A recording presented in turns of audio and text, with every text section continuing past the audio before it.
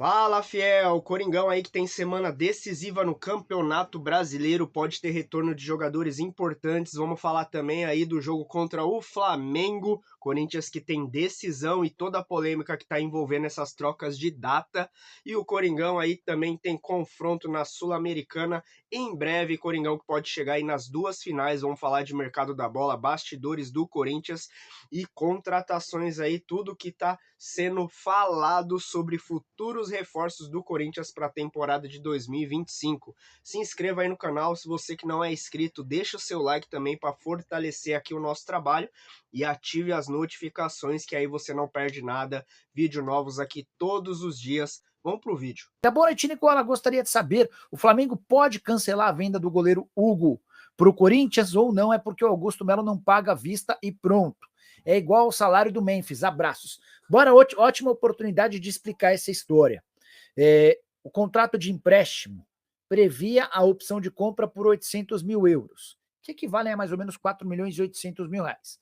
Esse contrato de empréstimo também previa um parcelamento em 4 vezes 200 mil euros cada.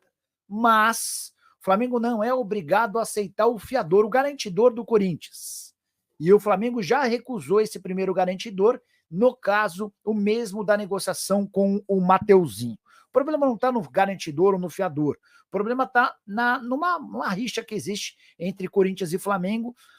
A negociação com o Mateuzinho teve parcelas atrasadas, também por isso dá para dizer que o Flamengo não aceitou esse fiador do Corinthians. Agora são duas possibilidades. Ou o Corinthians busca um novo fiador, ou o Corinthians vai ser obrigado a comprar à vista.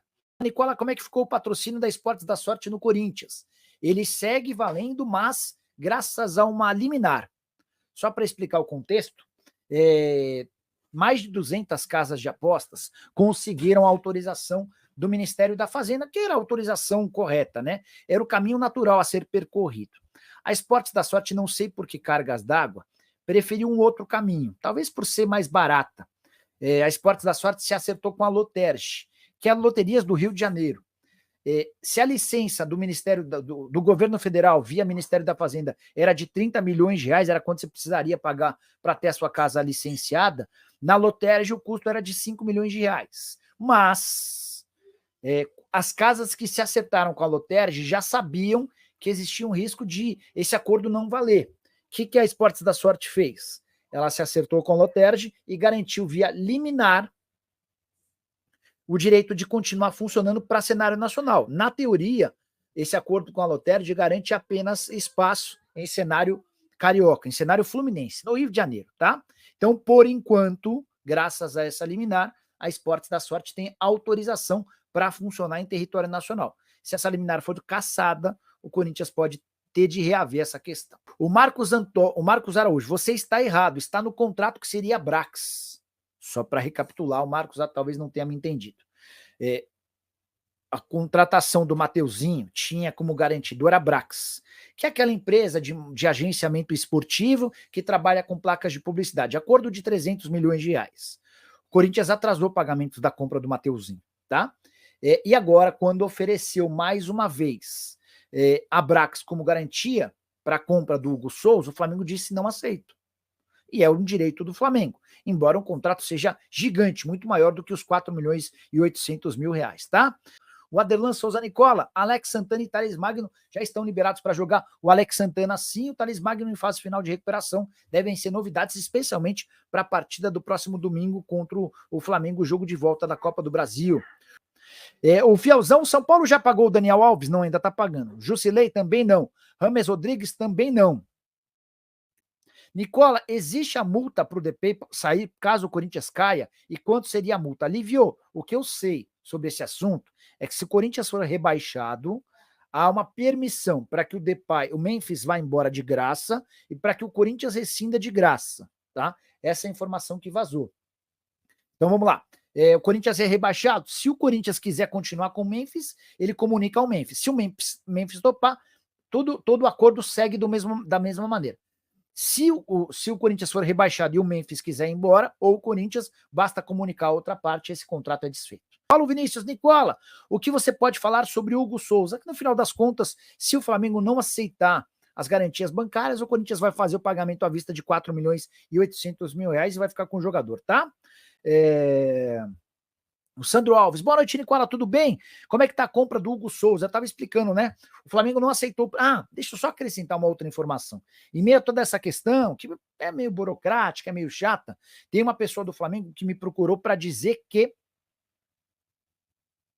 o Flamengo cogita a possibilidade de, não vendendo o Hugo Souza, repatriá-lo no ano que vem. Ele venderia o Matheus Cunha e teria o Hugo Souza como o goleiro reserva. Mas para o Hugo é muito mais negócio ficar no Corinthians em definitivo como goleiro titular do que voltar para o Flamengo para ser reserva do Rossi, sem nenhuma perspectiva de jogar com frequência. Concordam?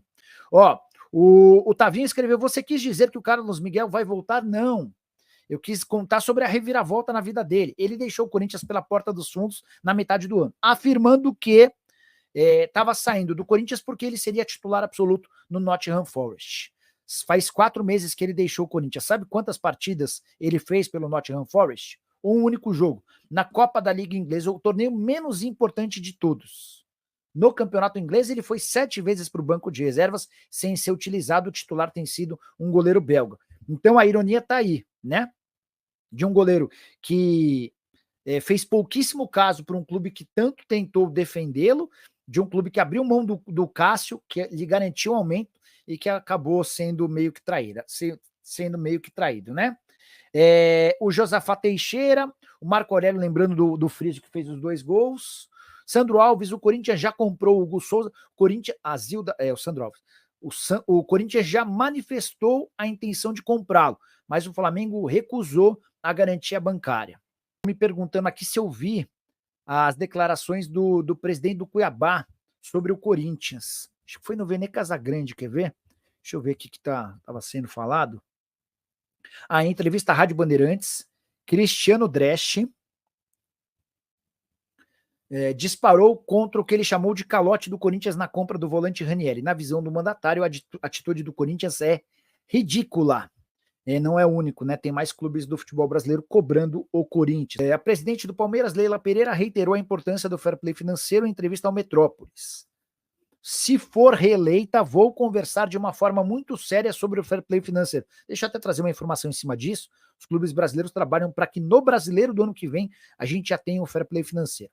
A Leila completa. Isso tem que ser visto urgentemente, porque é injusto. Palmeiras paga tudo em dia e disputa com clubes que não pagam absolutamente ninguém, mas contratam não sei como. Aliás, eu não sei como um atleta vem para um clube que sabe que não vai receber, sabe que o salário dele se paga de 6 em 6 meses. Poxa, não é possível.